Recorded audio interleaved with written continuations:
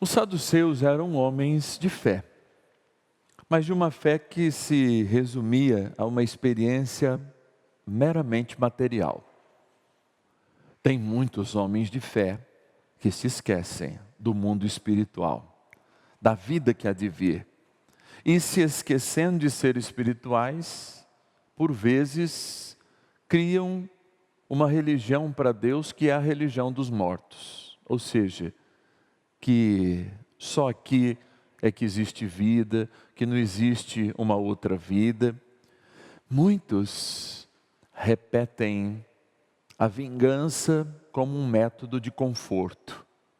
Essa vingança diz assim: ainda tem tempo, tudo que a gente faz aqui a gente paga. Se você disse isso algum dia, primeiro, você é vingativo. E segundo, você não é cristão. Nem tudo aqui a gente se paga. Há muita coisa. E a gente vê muita gente má. Há de olhar alguns que nos lideram aqui no Brasil ou mundo afora, absolutamente descomprometidos com a verdade, com a honestidade, deixando com fome, à beira do sistema de saúde, morrendo por doenças que poderiam ser facilmente curadas. Será que esses homens que morrem, não é, com a sua beleza, muito bem cuidados, sendo nomes de escolas, de ruas, às vezes dominando um estado inteiro, não terão o juízo pelas suas atitudes? Quando a gente de fato fala isso, que aqui se faz, aqui se paga, muitas vezes a gente está sendo muito maquiavélico com uma pessoa que nasceu doente, por vezes limitada, e vai morrer assim, sofrendo durante uma vida. Então tomem cuidado, porque o diabo não planta doutrinas contrárias, claras. Ele planta pensamentos que aos poucos a gente vai concluindo e vai se distanciando daquilo que nos é revelado, sobretudo a misericórdia de Deus. E é nesse contexto que Jesus está respondendo. Parece-me muito infantil imaginar que o céu é uma cópia da terra melhorada, em que lá nós vamos casar e dar em casamento, ou de algum modo vamos ter que trabalhar, porque existem algumas metáforas assim que vão dizer que o céu a gente tem casa, e lá é a definitiva, mas isso não desenha o céu, a arquitetura do céu, e nem o que vai nos acontecer depois da ressurreição, mas de fato figura o que é essa realidade que nos toca desde o batismo. E o céu, para nós, é um lugar, inclusive porque a gente acredita que o corpo de Jesus foi, não é? Ascendeu ao céu. O corpo de Maria foi assunto ao céu. E, portanto, um dia nosso corpo também vai encontrar essa realidade, como nós o cremos, na segunda vinda de Cristo. Vejam, como que uma catequese elementar e uma vida cristã superficial fazem com que a gente caia inúmeras vezes no pecado da heresia, contra a própria ressurreição ou contra a própria misericórdia de Deus. Isto posto, Jesus está dizendo como uma resposta: vocês estão pensando muito por baixo o que vai ser a ressurreição. Talvez ele pudesse ter explicado como seria, talvez não tivesse tanta graça, mas vai ser uma surpresa absolutamente diferente do que a gente imagina, talvez perto do que a igreja supõe através da sua tradição. Mas se atentar nisso, em ser salvo e não ser salvo, faz com que a gente perca o propósito da nossa vida. Por quê? Nós já fomos salvos pela cruz. O que a gente não pode é perder essa salvação. Então, para não perder a salvação, nós temos um caminho. Primeiro, o alimento que está nessa mesa. Segundo, o alimento que está nessa mesa. Terceiro, uma vida alimentada pela palavra e pela Eucaristia lá fora dá testemunhos. É diferente das outras. Esse é o nosso propósito. Porque me parece que quando a gente só fica pensando em salvação, a gente vai querer, desfiar um terço, a gente vai querer fazer tantas e tantas outras coisas, e eu não estou dizendo que não é para a gente pensar nisso, mas a salvação já nos foi dada. Agora, Deus nos deu uma missão. E essa missão está bem clara no Evangelho. Qual é? Inclusive, nesses 9 dias em que a gente recebeu milhares e milhares de ligação através do nosso 0800, 54, 55, 900, as pessoas contavam as suas enfermidades. Mas nós navegamos numa experiência, essa mesma experiência de que, diante da doença, nós não podemos abaixar os nossos olhos. Porque quem abaixa os olhos diante da doença, diante da enfermidade, diante da adversidade, é aquele que mostra a sua fraqueza e caminha para a derrota. Quem olha diretamente, cria um inimigo. Muitas vezes a doença é nossa amiga, porque ela vai nos ensinar muitas coisas. Mas quando, como diz o Salmo, nós olhamos e levantamos nossos olhos para o céu, nós damos medo às nossas enfermidades, mas aprendemos com ela. Não tropeçamos porque quem nos guia é o Senhor. E essa experiência magnífica de vivermos e de experimentarmos, sermos propriedade de Deus, seres espirituais, faz-nos ao mesmo tempo entender as nossas limitações, mas também não deixar de clamar: me cura. Ó filho de Davi, me toca, tende piedade de mim, tende piedade daquilo que eu sofro, tende piedade da minha dor. Quantos de nós, de fato, ao encarar a doença, teme a nossa terminalidade, enquanto a fé nos ensina de uma outra maneira, como São Paulo ensinou a Timóteo. São Paulo está dando uma lição para Timóteo. Timóteo, você está desanimado, mas nada pode nos desanimar. Porque de algum modo, quando nós fomos contagiados pela graça de Deus, nós fomos contagiados por um ânimo, ou seja, por uma força, por um movimento, por uma agitação dentro do nosso coração, que faz nos olhar para o céu e ter passos firmes na terra diante de todos os inimigos. Eu gosto de estudar sempre alguns personagens das Sagradas Escrituras. Hoje pela manhã, na minha oração pela manhã, peguei o livro de Samuel e fui destrinchar a vida de Davi em 2 momentos. Desde que Samuel chegou lá na casa de Jessé, Jessé apresentou o filho mais velho, outro filho, outro filho, outro filho, outro filho. Davi não estava lá, ele falou: não é nenhum desses, chama Davi. Davi era o mais bonitinho, o que tocava harpa e o pastor de ovelhas. E Samuel diz: é esse Jessé que eu vou ungir rei de Israel. Um moleque da roça, que cuidava de ovelhas. Diante de Saul, que era um homem de quase 2 vezes o seu tamanho, de esperteza, Davi, o homem da roça. E é interessante que lá na roça, não num palácio, olha que interessante, não em Jerusalém, mas lá em Belém, porque Davi era de Belém, foi ungido rei de Israel. Mas ele não tomou posse disso, ele foi crescer como rei.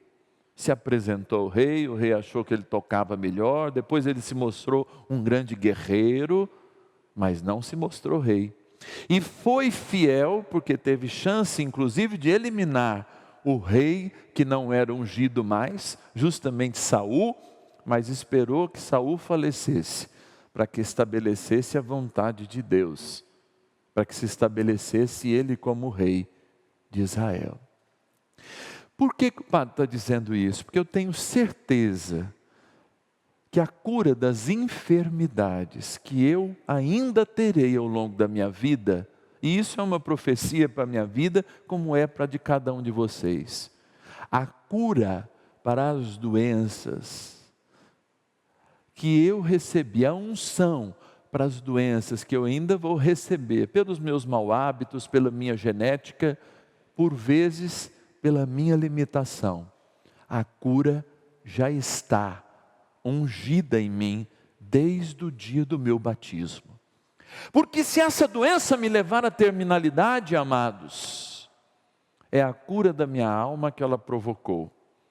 Se essa doença miraculosamente, porque eu sou filho de um milagre, aos 10 anos de idade, eu fui sim por uma cirurgia inédita no mundo inteiro, a primeira no mundo inteiro, a minha vida já foi salva. Então eu já sou filho de um milagre. Se isso voltar a acontecer, é mais uma lição para a minha vida, que o Deus que eu creio pode e me cura de todas as enfermidades. Ou seja, de algum modo, eu não olho mais nem para o chão do desânimo, nem encaro de frente a minha dor. Eu olho para o meu Senhor.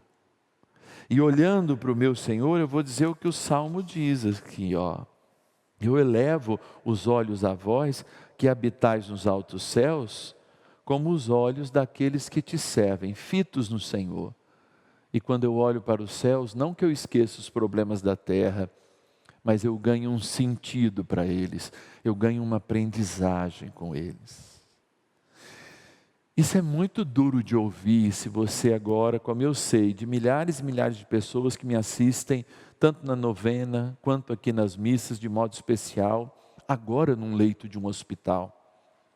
De você que dentro do vigor da sua saúde, caiu numa cama, está se recuperando, sim, durante um tempo, mas você que confundiu sua vida com o trabalho. Quantas vozinhas eu vou visitar nas minhas visitas semanais aos doentes da minha comunidade e consigo enxergar que a doença maior delas não é a limitação da idade, é o não se sentir mais úteis.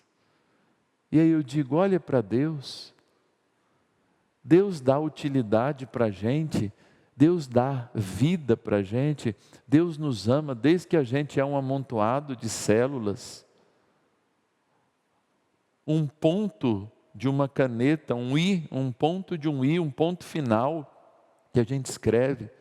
Desde que a gente foi concebido, Deus já nos ama de forma sobrenatural. Então para que baixar os olhos? Se você é um vencedor de 8 décadas, de 9 décadas, o que um soldado, é claro, a gente muitas vezes é maltratado nessa época, porque merecia honra e glória, e o salário fica parco, os medicamentos sobem de preço, e muitos desses nossos irmãos que contribuíram para a riqueza desse país, hoje vivem à míngua e à margem até da saúde, enquanto deveriam ser chamados nossos heróis. Sim, mas você não é um perdedor, mesmo doente. Você não é uma perdedora, mesmo doente. Olhe para o céu, não olhe para baixo, não tenha um olhar de derrotado, de derrotada. Olhe e encare o Senhor nos altos dos céus, que do alto do céu faz com que a gente compreenda, com a graça do Espírito Santo, que não somos escravos de doença nenhuma, e que essa doença, mesmo nos levando, vai nos fazer ir para um lugar muito melhor, o céu, que é o lugar onde Cristo comprou para nós a salvação. Qual é o desânimo então diante da doença, tendo a certeza do céu? Talvez o nosso apego sim às coisas do mundo, às pessoas que nós amamos, mas se o céu é de fato um lugar para nós, nós temos que no momento da vida, especialmente nas nossas enfermidades, dizermos para nós mesmos, mas sobretudo para as doenças que nos enfrentam, já não sou eu que vive em mim, mas é o Cristo que vive em mim. Então, morrendo ou tendo uma vida longa, a vida que vive em mim é a vida do Cristo. A vida que dá sentido à minha vida é a vida de Jesus. E olhem, que o padre até se emociona, mas São José nos ensina isso. São José tem tirado o seu chamado, para que o chamado de Deus fizesse na sua vida a sua vontade. São José possivelmente morre de uma enfermidade, antes da cruz de Jesus, com todo o simbolismo que essa realidade traz, e com toda a dinâmica da revelação de São José ter saído como um descendente de Davi, de ter passado também essa força de Davi. Mas eu repito, São José é o homem do céu, é o protetor da igreja, antes mesmo da igreja declarar, há mais de 150 anos atrás, que ele é o seu patrono, porque ele foi patrono do Deus que se fez homem, ouviu do Deus que se fez homem a palavra Pai, que depois ele vai designar a primeira pessoa da Santíssima Trindade. Jesus é que vai nos ensinar a chamar Deus Pai de Pai, Ele de Filho, e juntos enviar o Espírito Santo. Por isso, nós somos chamados também a aprender com José essa dinâmica de todos os dias. José caladinho, nunca disse uma palavra, mas sempre agiu de acordo. E sublimemente ele desaparece para que seu filho aconteça. Ele desaparece para que o ungido se revele.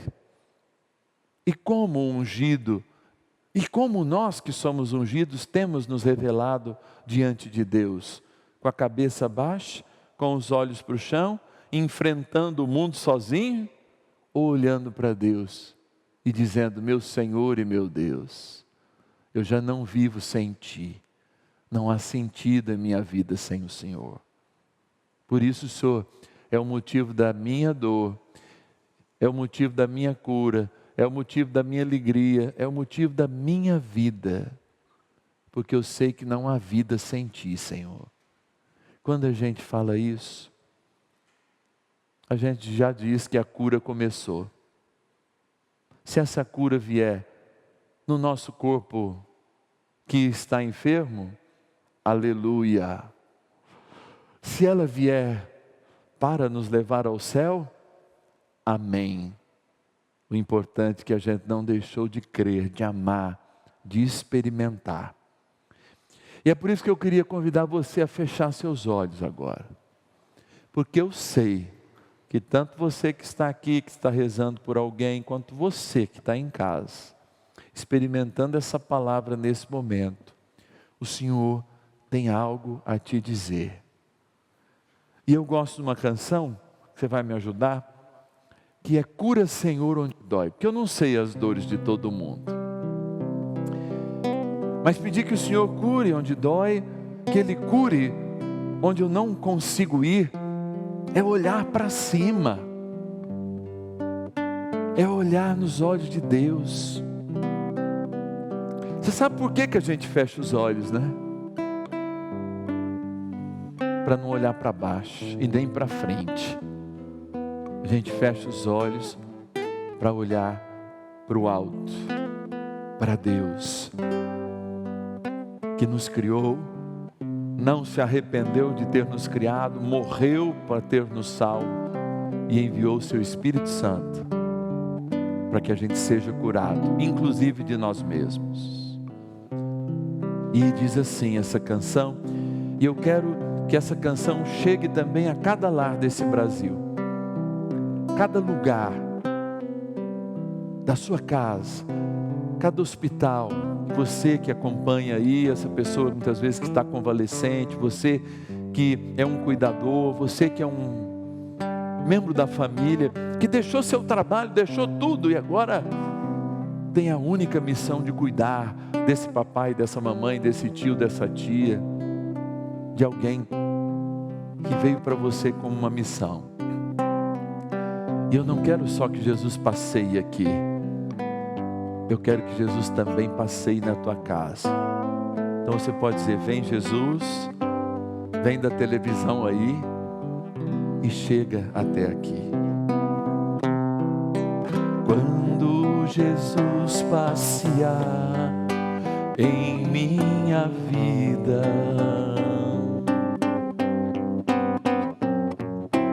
quero voltar aos lugares em que fiquei só, vendo que estavas comigo, vendo que estavas comigo, sinto minha alma chorar por tua voz. E agora você canta comigo assim, ó. Cura, Senhor, onde dói. Cura, Senhor, vem aqui. Cura, Senhor, onde eu não posso ir.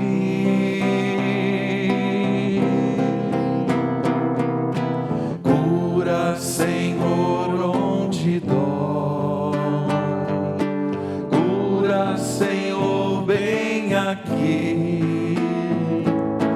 Cura, Senhor, onde eu não posso ir.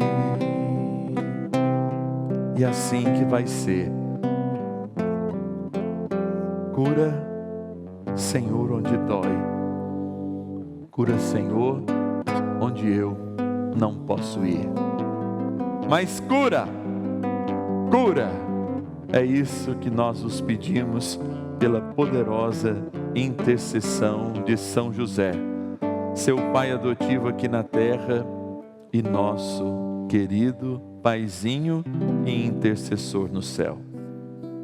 São José, rogai por nós que recorremos a vós. Não é bom, não? Acho que a gente tem que aprender essa canção para cantar todos os dias. Todas as vezes que eu canto essa primeira parte eu me emociono. Como todas as canções que eu canto na TV, elas são canções que eu não preciso, e nem sou cantor, não quero nem concorrer com os meus irmãos que servem nesse ministério de música, mas que eu as faço. Tem alguns que escrevem lá, seu padre, o senhor é bom para pregar, mas não é bom para cantar. Amém, não é? Cada um tem a sua missão, não sou mesmo. Mas eu faço porque essas músicas representam, de fato, uma emoção de cura para a minha vida, e eu quero repartir com cada um de vocês. Cura, Senhor, onde dói. Cura bem aqui. Cura bem aí.